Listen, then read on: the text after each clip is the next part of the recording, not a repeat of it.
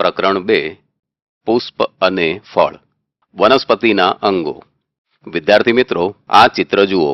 તે વનસ્પતિના છોડનું ચિત્ર છે જે વનસ્પતિના વિવિધ અંગો દર્શાવે છે। આ છે મૂળ જે જમીનમાં હોય છે, આ છે પ્રકાંડ, આ છે પર્ણ ને આ છે પુષ્પ તથા આ છે ફળ। આમ વનસ્પતિના મુખ્ય 5 અંગો છે। 1 મૂળ, 2 પ્રકાંડ, 3 પર્ણ, 4 પુષ્પ, 5 ફળ। આ પાંચે અંગોમાં સૌથી સુંદર અને આકર્ષક અંગ પુષ્પ છે। પુષ્પને ફૂલ પણ કહે છે, અંગ્રેજીમાં તેને ફ્લાવર કહે છે।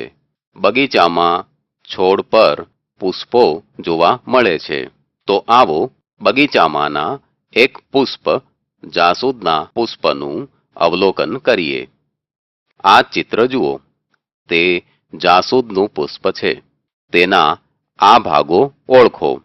આ છે પુષ્પદંડ, આ છે વજ્રપત્ર, આ છે ફૂલમણી, આ છે પુંકેસર ચક્ર ને આ છે સ્ત્રીકેસર ચક્ર।